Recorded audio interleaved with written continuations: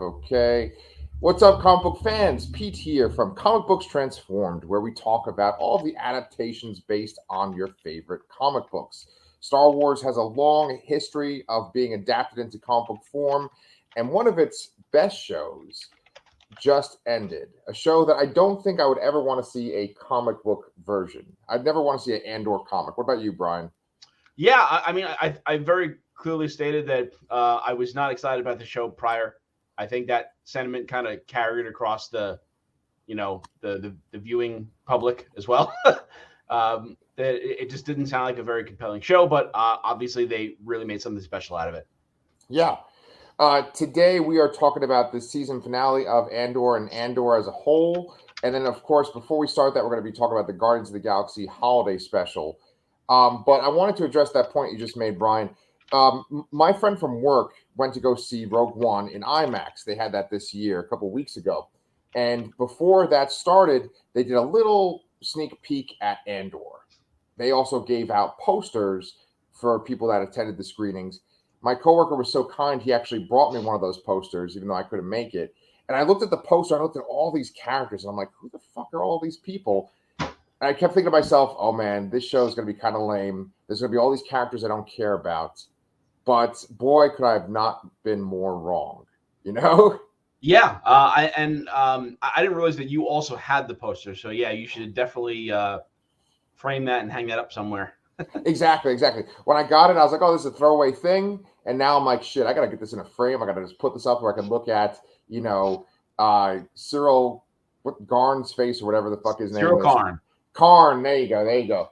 Oh man, I'm so excited to talk about Andor, but I want to do Guardians first. I think we should always do the Marvel stuff first. Yeah, let's do it. All right, here we go. So Guardians of the Galaxy, the holiday special, just premiered. Yeah, Thanksgiving, right? It was yesterday, the 25th. So Black Friday. Okay, Yeah. okay. Well, happy Thanksgiving to everybody too, by the way. So anyway, the very beginning is animated, and it reminded me of the Ralph Bakshi Lord of the Rings animation. That sort of you know what I'm talking about? Okay. Yes. Yeah. Yeah. And so I think he also did like Fritz the Cat, and he did a bunch of adult cartoons. That's what it looked like to me. Did you like that opening sequence?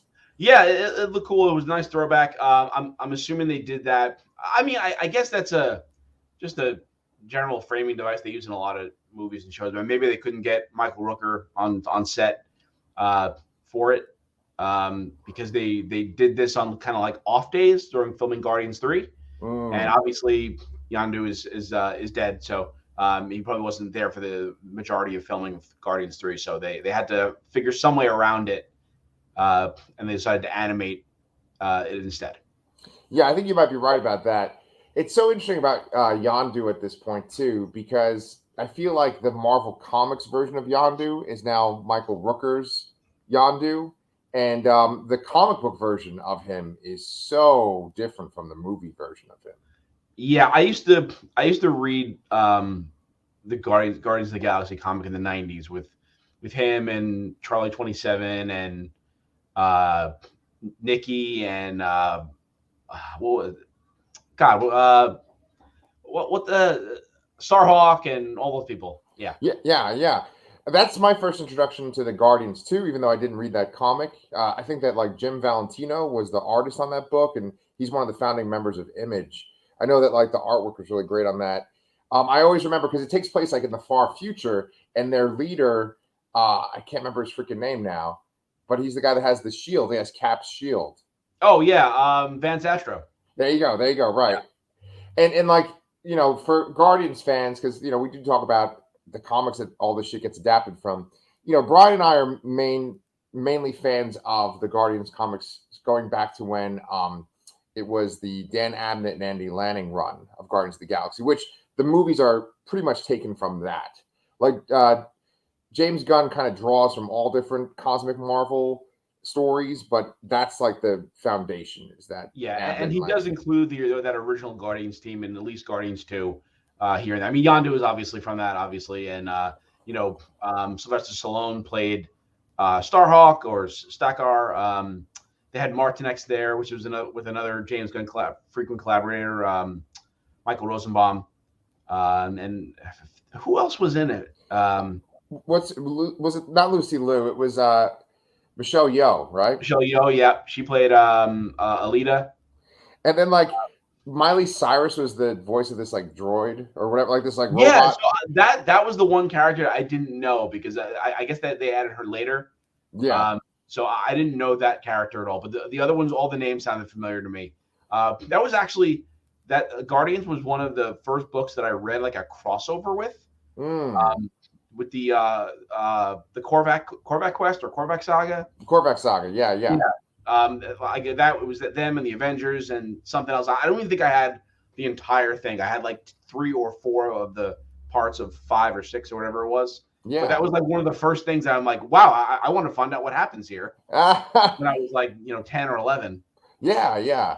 Back in the early 90s, man, when comics were just like the biggest thing. That's like they were the biggest they ever were, right? Yeah, and I love cosmic Marvel stuff, and I've kind of loved it since we've gotten back into comics when we were in our early 20s. James Gunn obviously is a comic book fan, but it seems like he's also a Star Wars fan. I feel like this special is very much inspired by the Star Wars holiday special. You have the animated sequence at the beginning. There's animation in that Star Wars special. There's multiple musical moments in this special too. The band, were you familiar with the band, the old 97s before this special? I don't think so. Okay.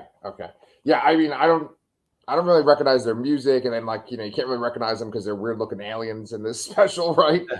But what did you think of that song that they did at the very beginning? That was good. It was funny. I liked the little back and forth that Star-Lord had during the because when they were getting stuff wrong about Christmas. There's really just a lot of music in this. I mean, granted that the soundtrack is always a backbone of the Guardians movies, so it's definitely appropriate. Yeah. It's funny because like James Gunn's musical taste, I think it's kind of similar to ours. Maybe we might lean more into metal a little bit more than him, but he likes rock from all different ages and then, disco and weird shit too. But I was actually very surprised to hear this one Smashing Pumpkins Christmas song at the very end there. Yeah, Kristen pointed that out when we were watching it. Yeah. I didn't know it existed. Yeah. I think I've heard it a couple of times beforehand, but I was like, oh, wow, that's weird. I've never heard the Smashing Pumpkins in a Marvel thing before. That kind of blew my mind, Yeah. So you said you watched it with Kristen. Did you also watch it with your son? Yes, he liked it a lot too. Yeah. Yeah. Did he like the way that Groot looked?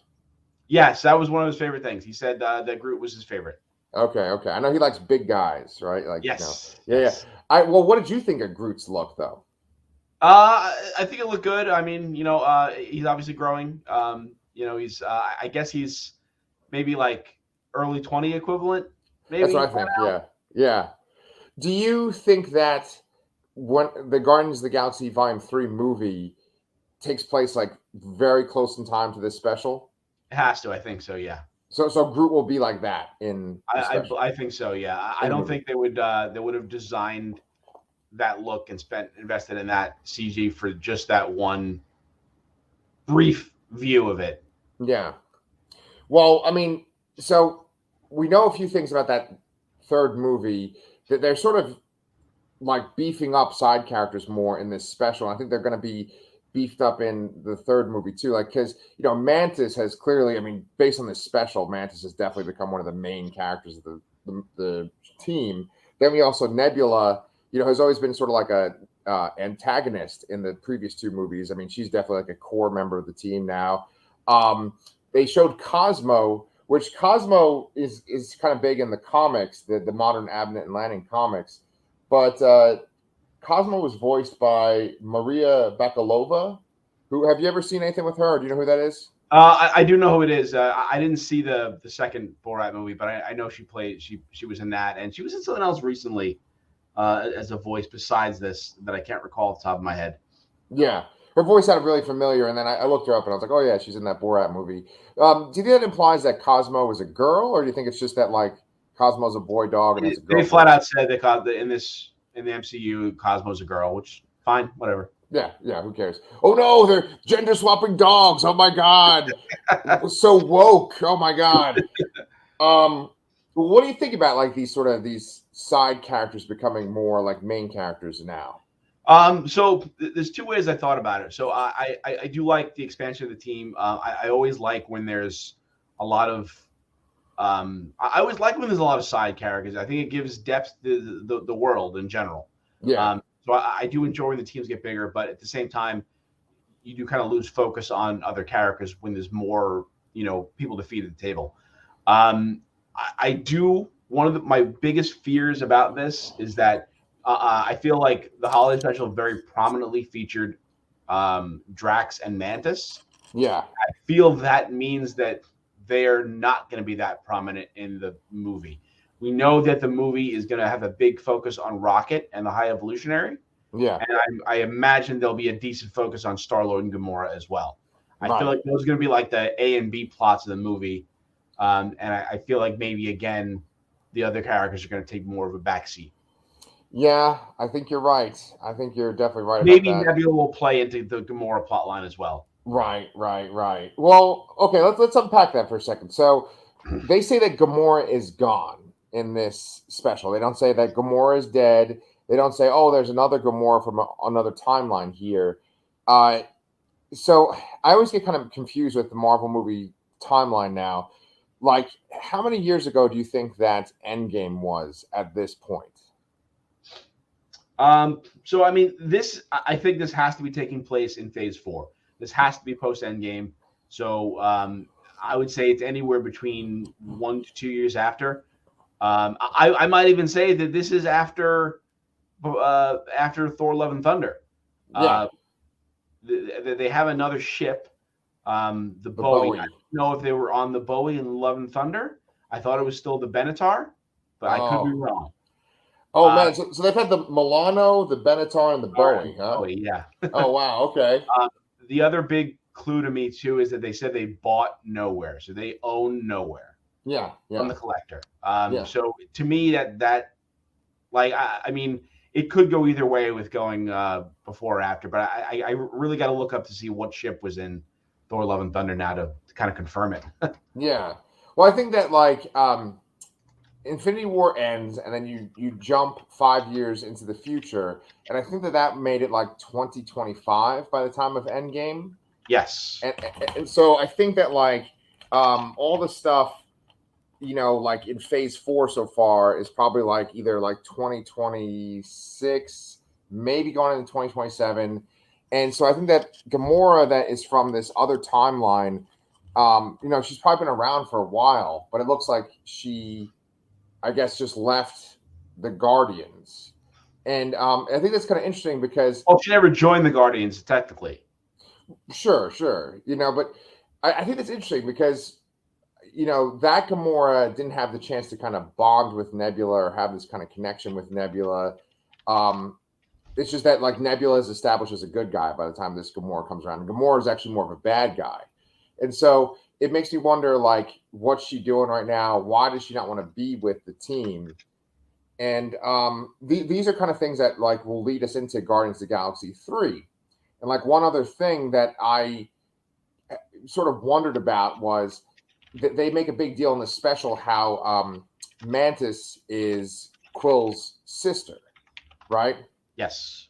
And the thing about Mantis in the comics, Comic Drake actually does these great YouTube videos. He doesn't like Mantis at all in the comics. He kind of hates Mantis. I can't remember the comic book creator who created the character of Mantis, but that's like his favorite character, and he made her like so important. And she's just like this amazing martial artist, and she's like the mother of the Universal Messiah, right? She's this crazy character, and I wonder. You're kind of talking about Mantis being like a side character. I wonder if she might actually have a bigger role because she is Quill's sister in Guardians 3. Maybe. I mean, it's entirely possible. I could be completely wrong. But I do feel that Drax had a smaller role in Guardians 2. He's definitely more of a kind of background comic relief.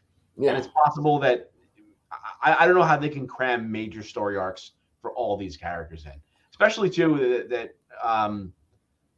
we don't know what happens to these characters at the end of Guardians 3. I imagine someone will die. I imagine because we know this iteration of the Guardians is over.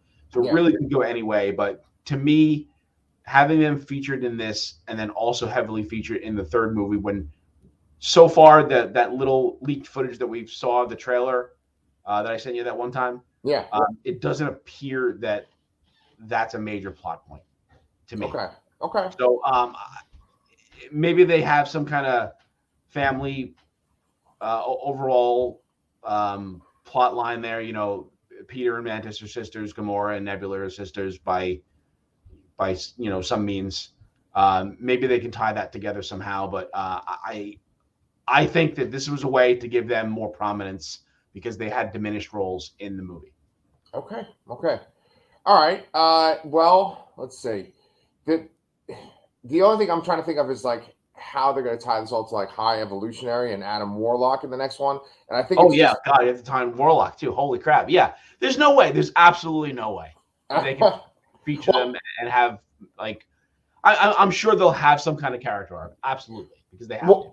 Well, one thing I wanted to bring up with you was like one of the main plot points of Guardians 2 is that Ego needs Quill because Quill essentially has part of Ego's power in him. And like the two of them combined can carry out Ego's plan of like taking over the universe. And so with the idea of Mantis being Ego's daughter, it's like, well, doesn't she have the power? Like, couldn't he use her instead? And I came up with a couple of reasons why he wouldn't use her.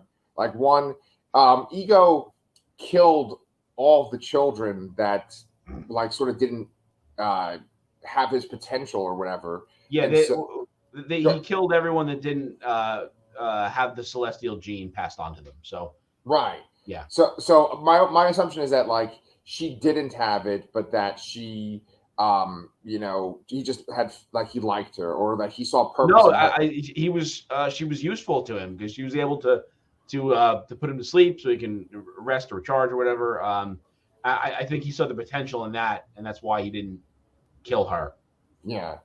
So it makes sense to me. Like I never thought of it like that while watching Guardians 2, but them revealing this now makes sense enough for me to not be bothered by it or anything because it's not obviously not from the comics. Right. It's definitely different from the comics. But I mean, Star-Lord's different from the comics too because he has nothing to do with Ego in the comics. Very good point. Yeah. But the comics, though, however, there is like kind of crossover between like Adam Warlock and the Guardian characters. I mean, Adam Warlock is on the Guardians team at one point in the Andy Lanning, Dan Abnett run. And, he's on the team like further down the line. There's always this kind of crossover with characters because these characters at one point, and I know you know this, Brian, but like at one point you had this team called the Infinity Watch, and it had like Gamora, Adam Warlock, Drax, and it had Pip the Troll, who they showed Pip the Troll in the end of Eternals. And then I think that's the whole team. And maybe like Moonstone or something, Moondragon. But they were like in the present day, and they dealt with like Thanos and all this kind of crazy shit. And then the Guardians were like characters that were in the future. And then the Abnett and Lanning Guardians team was like a modern version of the team with like Star-Lord and Mantis and this guy called Bug and then Rocket and Groot, And they've kind of like cross-pollinated and just kind of become this Guardians team. But that's where I knew Drax and Adam Warlock and Gamora was from that Infinity Watch team. And they all had an Infinity Stone, too, at one point, I think. Yes. Yeah. So, I mean, I guess what I'm trying to get at in my bumbling way is, like, I think that James Gunn kind of want to work with that a little bit. And I think that, like, Marvel probably wants to somehow connect the Eternals in there, too, somehow, because the Eternals are so, like, disconnected and people don't seem interested in them. So there might be some kind of thing with like, because even fucking Ego says that he is a Celestial in True, right? True. So there's got to be some kind of thing with fucking Celestials and Adam Warlock and shit in Guardians 3. Yeah, I mean they also couldn't just leave that cliffhanger from 2 hanging of the egg, So I mean we know he was cast. We know who was playing Adam Warlock. We know he's got feature in the movie. Yeah. Well, So maybe we should actually talk about the actual special though, because all we're talking about is Guardians 3. I know, but I'm excited. I love the Guardians movies. You know how high they rank up in my list. You know. Yeah, All and right. man, you really got to find some way to play that Guardians game, man. It's so good. Oh, is it on PlayStation 4? Maybe. Maybe. Okay. Like I said, I broke my PlayStation 4 because I'm a fucking idiot. But I want to get it back. But then, let me ask you this: can you play PlayStation 4 games on PlayStation 5? Yeah. Okay. All right. Maybe I have to get a PlayStation 5, which is very hard to get, right? And like super expensive. No, you're supposed to be able to get them now, but I mean they're still crazy expensive. All right. It's like $500 for these things. Oh my god, yeah. I work in education. I don't think that's happening anytime soon. So, all right, let's talk about this fucking movie then. So, there's some great jokes. Some jokes fall flat. It's on PS4. Sorry. What's up? It's on PS4. Sorry. Oh, nice. Okay. So, the Kevin Bacon jokes, I feel like the jokes they gave Kevin Bacon fall flat. Even though Kevin Bacon, I think, is very good in this, and I think he's given his all, it's just like his jokes are kind of flat. But there's a lot of stuff I do like. What about you? Yeah, I enjoyed it. I think just like after seeing the trailer, it's a big dumb Christmas movie. I think all Christmas movies are inherently dumb and in some way. Okay. I don't mean that negatively, like they're kind of goofy in a way because it's a movie based around a holiday. Yeah. I think much like some of the other Phase 4 stuff, some of the jokes do fall flat. Whatever. Some of them really do land. I think too. I think Drax had a few good ones. Mantis had a few good ones. Nebula had my favorite. And I think overall I enjoyed it. I really like this special presentation format. I'm very curious to see what they do with it in the future. I know we've heard rumors of Nova or Silver Surfer being used here. And I even saw some really far-fetched one about introducing the X-Men like this, which I don't think I believe, but it would be cool. So overall, it was pretty cool. I liked it. I will watch it again, and maybe they'll even make it a holiday tradition. Who knows? Maybe I'll watch Werewolf by Night every Halloween, and I'll watch this every Christmas. Hey, I would not mind that. I like that. That's actually a really great idea. As far as like jokes that I liked when like Star-Lord is interacting with that lead singer of the band, and he like answers one of his questions, and he's like, "Oh no, that's the way it is." Bizarre Takalaka or whatever like his name is, like this really crazy alien name. I love that. I bet you love this fucking reference when they go down to Earth and they're on the Hollywood Boulevard and there's a fucking GoBot. Yes, kill. Yes. That's pretty much the Megatron of GoBots, right? Yes, yeah, he's the villainous leader in the GoBots.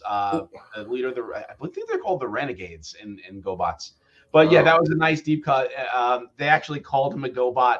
Right. I love that Drax eventually in the end was punched him in the face. Yeah. I love that the guy wearing the costume even had like a 5 o'clock shadow, sort of like the animation model did from the GoBots. Jesus. So awesome. Yeah, I really, really greatly appreciated that. I mean, it's not Transformers, but I'll take it. Yeah, exactly. It's kind of funnier because it's not Transformers. Yeah. I honestly really want to know did they add him there for this, or was that guy just like there and they wrote that in? Right. Like, I would love to know: is there a guy walking around on Hollywood dressed as Psykill? Right. Well, if there wasn't one before, there's definitely one now. Right. So that part was funny. I like that. I like when they go have their drinks, and then we have a James Gunn character or actor cameo too. Flula Board, who was in the Suicide Squad, was the bartender. That was pretty cool. But yeah, I mean, it's pretty like by the numbers kind of thing. Star-Lord's down, and so they go to Earth to go get Kevin Bacon. It's just pretty much what you think from the trailer. And there's all these hijinks. There's this great moment when they're flying back to nowhere, and they discover that Kevin Bacon is actually just an actor. He's not this crazy hero. That I did like. I liked when he was kind of explaining like Jason Voorhees and stuff to them. My favorite line from Drax, I think, is when Kevin Bacon's explaining the stuff, and then Drax is just staring at him. He's like, "I hate you so much," or something like, "We hate you." I love that. I love that. There was also a Batman reference too, in the ship. Very curious if that was an obvious reference. Wink, wink. Not nudge, nudge to James Gunn working with DC now. Right. So, I mean, I'm super actually stoked after watching this about like I want more Peacemaker. I want James Gunn kind of firing shit out at DC now after this, you know? Absolutely, yeah. Yeah. So, I mean, it's a lot of fun, and you have this sort of sad Christmas moment in the animated beginning, but then you see it kind of comes full circle, and it actually is very sweet at the end with Yondu, not canceling Christmas, but actually opening Peter's gift. And it's like one of the first of his little toys that he collects, and and it's just this real sweet moment. He gives Quill his blasters, and I think I got kind of teary eyed at least once, like maybe when they were all giving each other gifts at the very end too. Yeah, I definitely did too. When Mantis tells Star Lord about that he's his sister, and when they were giving the gifts, got a little chuckle when Nebula gives Rocket Bucky's arm. Yeah, that was awesome. Yeah. And then I had to comment about my favorite joke was also Nebula. What was it? When Kevin Bacon's leaving, and he says, "I'll see you all Easter," and she says, "Wow, I guess all actors really aren't pieces of shit." Oh yeah. I love Karen Gillan. Just back to a curse, and I swear, man, you throw a curse and joke sometimes when you don't expect it, and it just adds to it. Well, I mean, that's the thing. That's one thing I kind of forgot to bring up, but like, it's a Christmas special and it's on this Disney platform. You start to kind of just think, okay, it's going to be this sort of watered down thing. It's like kind of made for kids, but they do fucked up things in it. Like they get really drunk. I mean, not that getting drunk is a fucked up thing, but like it's not a kid thing. They get really drunk at a bar. There's this one woman has a match. They get drunk at which I'm pretty sure was a gay bar. Oh, okay. Yes. There you go. That's not very Disney right there. And then, there's this woman that's giving out a map to the stars, and Mantis like takes the map from her. Then she's like, "Give me all your money," right? Like, so they are just like doing whatever they want. They like flip over a cop car at one point, right? Like, yeah, Mantis beats the shit out of a bunch of cops too. Yeah. One of the things I liked too about this was, because we see a lot more Mantis than we ever have. And she started to do this thing where she has her sweet little meek voice, but then she also has this kind of like deep kind of shouting voice too. I love that. Yeah. Did you ever watch Black Mirror? Did we ever talk about Black Mirror? I've watched everything in Black Mirror. Yes. Nice. Okay. So there's that one episode where she's like one of the avatars in that video game too. Yes. That was a good episode. Yeah. Yeah. That episode is filled with comic book people. Right. Exactly. It's like Falcon. It's Black Manta. It's her, and then the other guy was like a Power Ranger in the Power Ranger movie, I think. Oh, that's right. Yeah. And so, I just think that she's great. That actress, Palm Clementif, right? Is her name? I think. Yeah, I have no idea how to pronounce it. I'm hoping that's right. Not gonna chance it. Yeah, and Dave Bautista is fantastic. I mean, they're the main two of this special. Definitely. But yeah, I mean, did you have anything else you wanted to say about it, or? Yes, one last thing. I really enjoyed this thing there, and then there was a little tag at the end of it, with where they were putting. It was Rocket and somebody else were putting Cosmo on Cosmo, putting decorations on Groot, and then that's it, Groot. You ruined Christmas. I guess we'll have to do this again, and that made me wonder: is like, are they going to do this again? Yes. So I'm curious to see if that happens based on James Gunn's mentioning that this was the end of this iteration of Guardians. He's kind of sticking with DC after this, probably. So I would be interested to see more. To be perfectly honest, yes. Yeah, and once again, that was Rocket breaking the fourth wall, which that's a very She-Hulk kind of thing. Like after She-Hulk, now we got other characters breaking the fourth wall too. Yeah. So, and then Rocket he was featured the least out of all the characters. Yeah, which again lends to my theory that we know the movie is heavily based around Rocket, based on James Gunn's own admission, and that's why I think Drax and Mantis will be in it less. Okay, yeah, I think you're right. It's a very good point. So when we do our ranking of the Marvel shows, we should rank this too, along with Werewolf by Night. But then my question to you is, what's the next show, the MCU show? Is it Ironheart? That's a great question. maybe it's Secret Invasion. Oh, okay. Yeah, that makes sense, right? Because we saw a trailer for that. Yeah, probably Secret Invasion next. So after we review Secret Invasion, we'll rank them all and we'll see where this fits in the rankings too. Sure. Cool. Hey, look at that. It's like right at 30 minutes. We can go right into our Andor. That's like half Sweet. and half. Nice. Okay. So Andor, episode 12, Rix Road, the show that Twitter fucking adores, and yet people don't seem to watch. Andor. Yes. Yes. We kind of mentioned that in the beginning there. We say this every episode too. It's just like I don't. Prior to watching this, didn't have an interest. What piqued my interest initially was the fact that it wasn't using the volume. The fancy soundstage, real sets, real stages. Occasionally they have to use green screens and all that. That's given it's a space show. But that was what was the most exciting thing to me. And the show is just slow burn, knock it out of the park, prestige television to me. Absolutely, and it ended so well. Every single storyline in this show led to this moment, and like pretty much every single character that was alive by this point was on Ferrix at Marva's funeral. You even had friggin' Dedra Miro. I was not expecting her to be at this funeral. Yeah. But that's actually not even accurate what I just said, because there is one story arc where the character was not at Ferrix. It'd be kind of funny if she did show up there, but Mon Mothma wasn't there. Yeah. Wouldn't it be kind of funny if she just randomly was like, I must attend this funeral, and she was there too? Yeah, it was. So it's a political obligation. Right. So she's not there. We should just maybe kind of type the Mon Mothma part real quick. So we talked last episode about, like, is she going to essentially sacrifice her daughter for the rebellion or not? And you said you thought she was, right? I don't remember what I said. I think I said it could go either way. To me, it's interesting that they definitely did the introduction.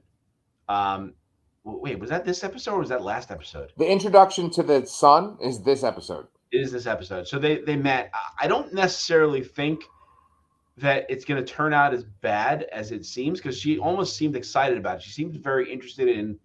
They made a point to show that she's got into that Chandrilan culture.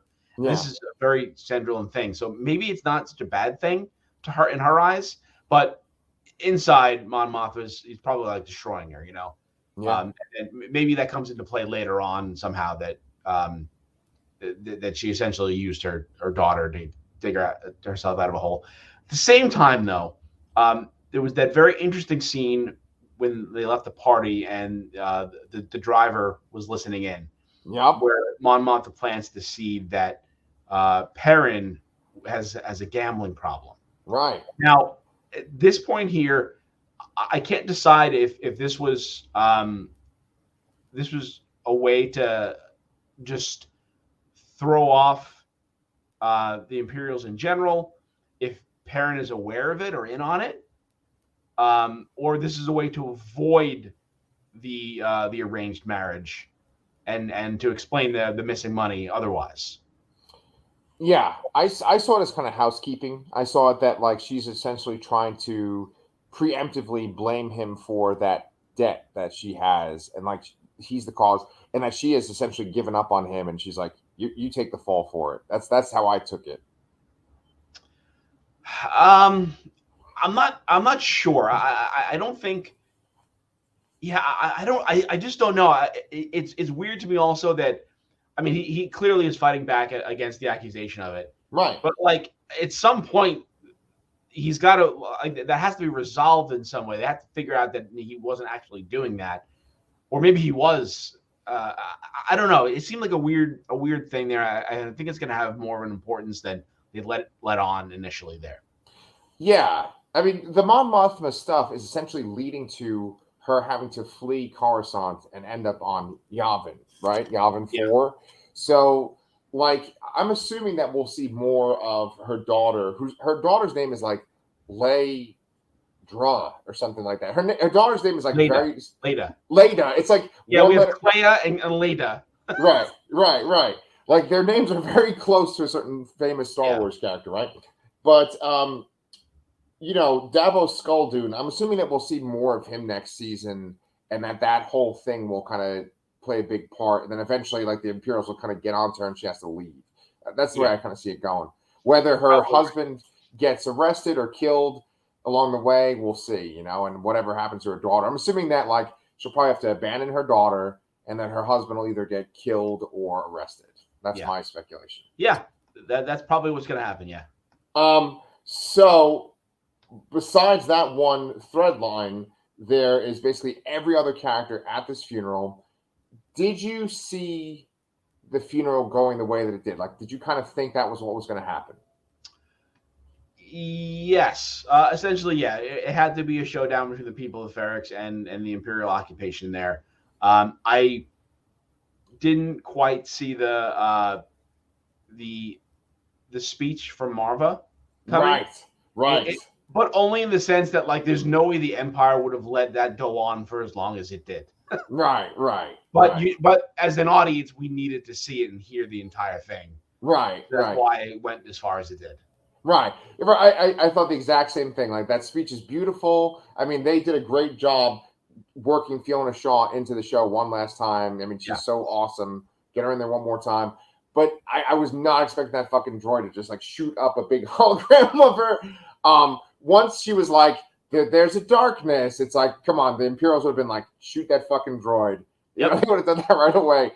And then, I mean, everyone on Twitter was talking about this too, about like the big guy Brasso hitting people with her brick, So symbolic. Throwing a brick is like a staple of the angry, rebellious mob, Right. You take whatever you have on hand, and bricks are used everywhere. So right, they're heavy, they can hurt.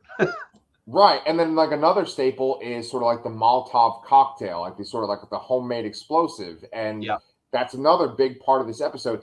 That sequence when that kid, whoever that kid is that was from Ferrix, throws that bomb that he made, that was actually pretty scary because, I mean, the bomb itself blew up and you have all these main characters right in that vicinity. Then there's these mini explosions. I think were like set off by like Imperial grenades that went off. Yes. And so, I didn't think that Dedra Miro was going to get killed. I was like, okay, she'll go into the next season. But then you have this almost like kind of like Game of Thrones kind of mob violence at one point where like there's these people of Ferrix just like grabbing her. Yeah. And I was like, shit, that's pretty intense for like Disney Plus right there. Yeah, that definitely was. Yeah. I also like I actually don't know the name of the character, but the one that builds the bomb, I really like the sequence where they show him building it, and then eventually they show like he's sitting next to like a little hologram of his dad, and his dad was the one that they killed in the interrogation prior to Bix. So it was nice to get that little connection there, and he was taking revenge for his dad. I did not know that. Okay, I'm really glad you caught that. Yeah, okay, that makes that even better then too. I mean, there's all these like side characters which almost have like no lines of dialogue. I think like that one like guy that was like a corporate soldier that's like he's a Scottish actor and he's with Cyril Karn. I don't think he's what's his name? Mosk, okay. I don't think he has any lines in the episode whatsoever, but yet he has these little scenes where they have so much impact. Like there's this really great fucking moment when like Karn and Mosk are on this like almost like a bus, right? Like a space bus, and they just change hats and there's no dialogue. And I'm like, this is so fucking great. I don't really know why the fuck they changed hats, but yeah, I was hoping that would come into play more. I didn't really get that either, and I'm very curious about it. I should look that up. Yeah, but I mean, my only assumption was that like Mosk is wearing some sort of hat that's like a worker hat and would make more sense on Ferrix, whereas Karn was probably wearing like a hat that's like kind of like more, like fashionable, right? Because he's from Coruscant. That's what I was thinking. Yeah. I don't know. Go ahead. Yeah, maybe it was just a simple disguise switch thing. That, their outfits look more pieced together randomly and not, I don't know. I have no idea. Right, but like that's this show. Like that scene is like, I don't know, 20 seconds, 15 seconds. Yeah. But it just kind of shows like these two guys are together. They're like really dedicated to this cause, even though it like doesn't really benefit them. It's just like they're like so fucking obsessed with like justice and doing things the right way, the imperial way. And I kind of wanted to go down this little path with you, not to get too political, but I mean the show is inherently political. But don't you? Fuck. I'm sorry. This is great for a podcast. Don't you think that like Karn himself is kind of like an incel, and that like the time of this show where the Empire is taking over, it's like the inverse of our world, where it's like it's not like democracy and everyone can be free and safe. Like it is like the fascists rule there, and he's like an incel, and it kind of shows what an incel would be like in that kind of world. Do you know what I'm saying? Yeah, I think so. Yeah, that's a good observation. I think. I also just side looking up people's theories on the hat switch. It seems to be a gesture showing that Moss still thinks that Karn is in charge. He sees him kind of fiddling with the hat, thinks he'd be more comfortable with the other one, and he gives it to him. It's kind of like a show of loyalty. So that I hope that's the intention, because that sounds pretty awesome to me. It's a nice little detail there.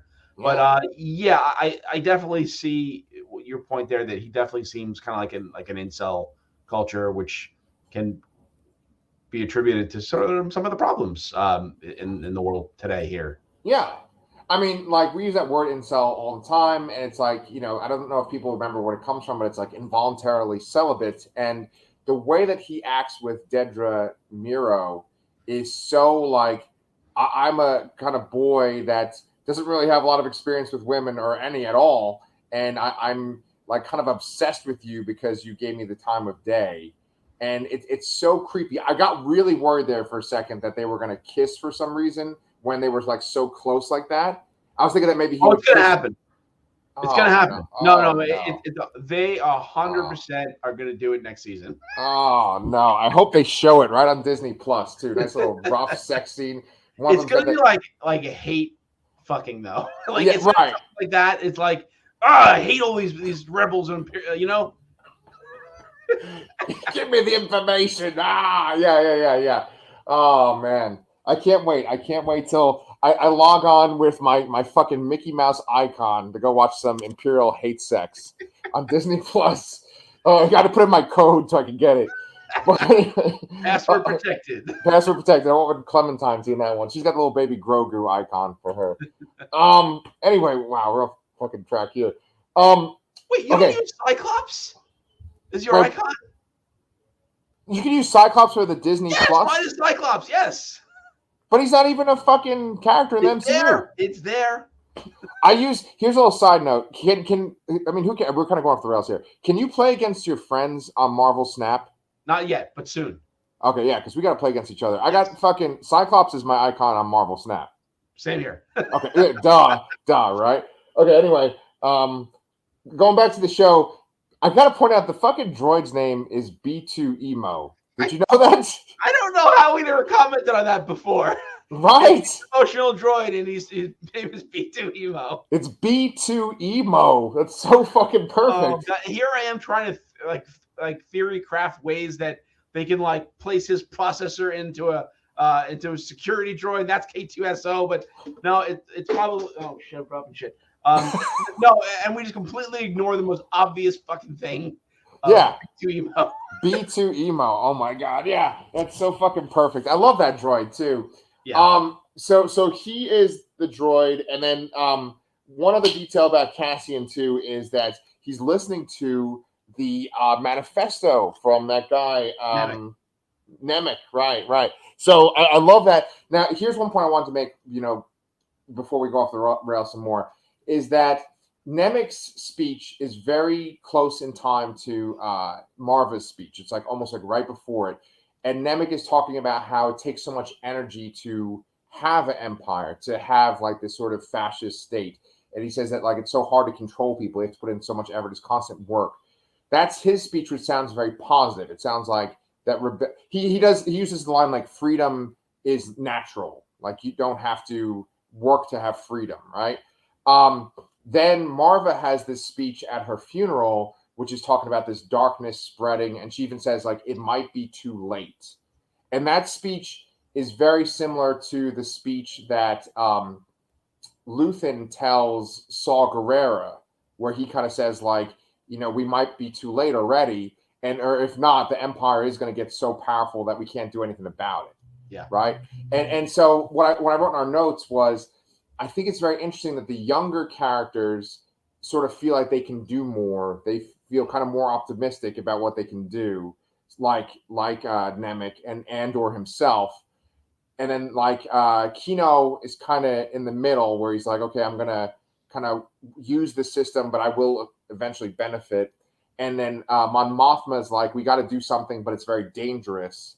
And then the older characters like Luthen and Marva are like, no, this is really bad. And this could almost be like, there's nothing we can do about it. So I think that's very interesting that all these different perspectives, it seems to be that like age and wisdom affects how they view the situation. Yeah, I can totally buy into that. Yeah. Yeah.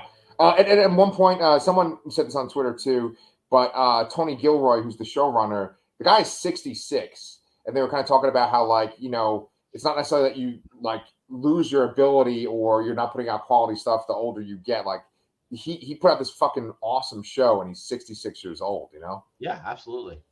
Yeah. So what else you got for this episode, man? The end of this first season. Well, we have to talk. I mean, obviously, a big part of the episode here is the actual funeral, and then what Andor's doing. He's going to save Bix. He's getting some of his closest friends off the planet, and then he ultimately goes to seek out Luthen, who was trying to kill him. And this was the first step of him actually joining the rebellion, which I think we kind of all saw it coming, obviously. And then the biggest thing to me too was the end credit scene, which thank you for alerting me to it because I wouldn't have expected it. Is that we finally see what those pieces that he was building in prison were for, and it's the Death Star. Yes. In hindsight, also super obvious. Like I don't know why I didn't think of that. Yeah, but yeah. It's just much like Kino's. I can't swim. It's just it's like there's kind of like an irony to it that he was forced to build something that eventually would be part of his death. Exactly. So fucking poetic. I was going to ask you because I watched that scene. It's very quick. I should have just went back and watched it, but it's just so fucking busy because of Thanksgiving and everything. Yeah. The pieces themselves, are they the droids or are they like the things that are put into those panels? No, the droids are putting them into the panels. So that essentially is building the I guess the radar portion of the laser. It's like the circle in the planet where the laser comes out. I don't know what the hell you call it. The dish. The dish. They call it the dish. Yeah. Yeah, I don't know how much you like read actual novels and stuff these days, but if you get a chance, I highly, highly recommend the book Catalyst, which is like a prequel to Rogue One, and it's sort of like from the time that it's actually before Jin's mother dies in Rogue One, all the way up until like past where we are in Andor right now. Okay. And I just highly recommend it if you kind of are digging this type of storytelling and like this scenario. Yeah, it really goes into like the building of the Death Star itself, and so yeah. No, it sounds like a great way to fill in the gap between this and season 2. Yeah, I might actually go into the book Tarkin too, which I know is like another canon book, and I know it kind of is around that time period too, and it's about Grand Moff Tarkin too. I might do that too. Interesting. Yeah. But I'm really glad you brought that Death Star thing because, that is a good kicker. And, that point that, like, he was building something that would, like, lead to his death. Oh, God, so fucking disgusting. Yeah. Well, unless you got more to say about Andor. I think we kind of covered it. I mean, this show's been fantastic. The only closing thing I want to say is that, obviously, there's in the news lately, they mentioned that Bob Iger's come back to kind of oversee Disney. Oh, yeah. Everyone's going to make a really big deal about this, and I didn't understand why. I've been reading about it. It's been explained to me that he's just sees the content first thing better. But I am curious is if, they pre-said this show was going to have 2 seasons. They said that beforehand. Yeah. I wonder if the general reception here is so low audience wise, that if that changes at all with a change in regime or not. Oh I'm God. hoping not, because I really, really need to see the conclusion here. Oh my God. I would be so disappointed if we didn't get another season of this show. Yeah. I don't feel like yeah, because essentially for Andor's story, you could just kind of make it like, okay, well, he does stuff for the rebellion now, and then he's in Rogue One, right? But Yeah. you have all these other characters. I mean, you have the Mon Mothma thing. You have Luthen. I just want to see what happens with Luthen. Yeah. Dedra Miro. Like, just for the sake of those characters, you have to have the show keep going.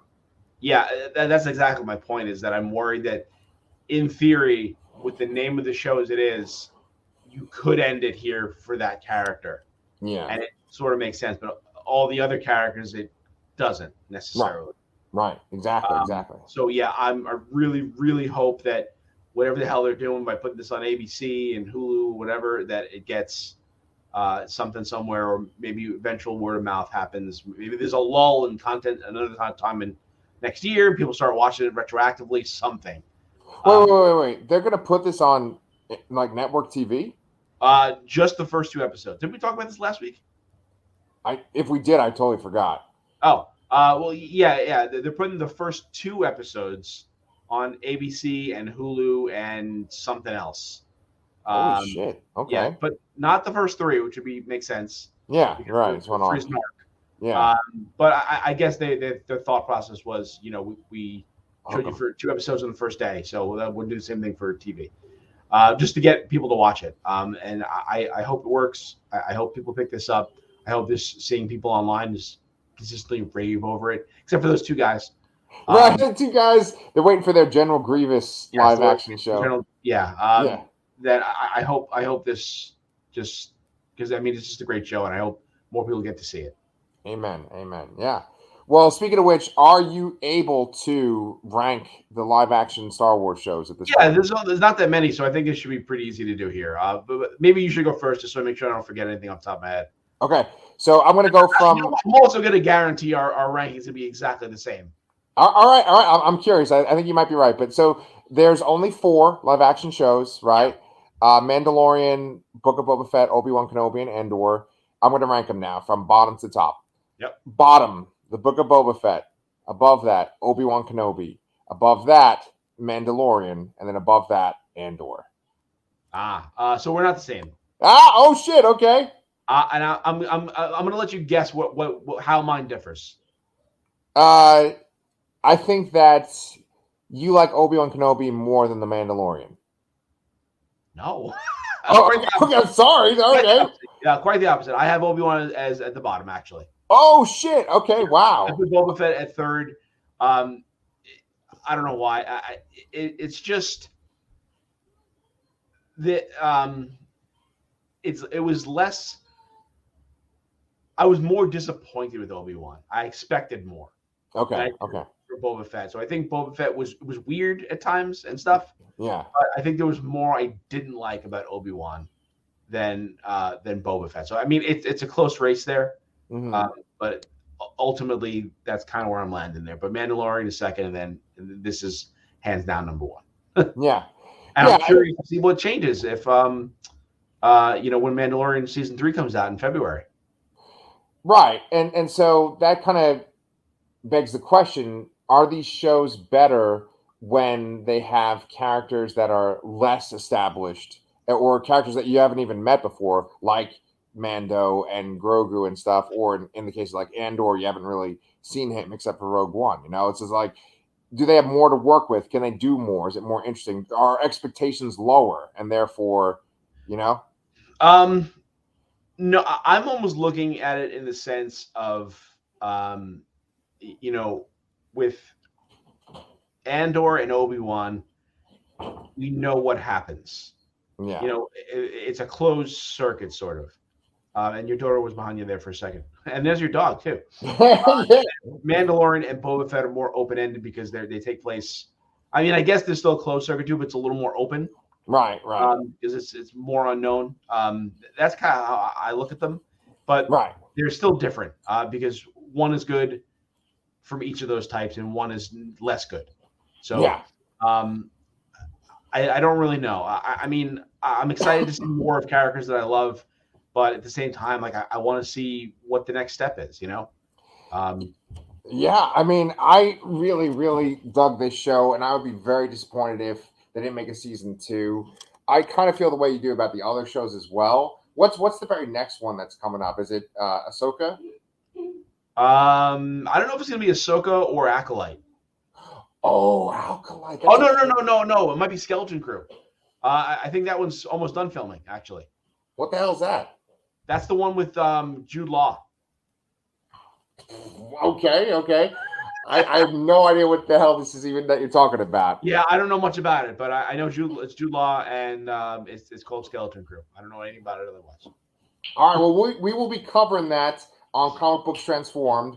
My daughter just walked in, which is a sign that it's time to wrap up the recording.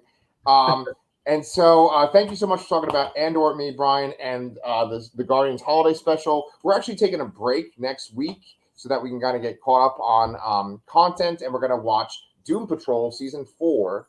So that'll be the next thing that we cover. If you guys like Doom Patrol, if you guys like comic book adaptations, please subscribe to Comic Books Transformed. We would love to hear what you think about all these things that we talk about. But until then, guys, happy late Thanksgiving, and may the Force be with you, I guess I'll say, because it's Star Wars.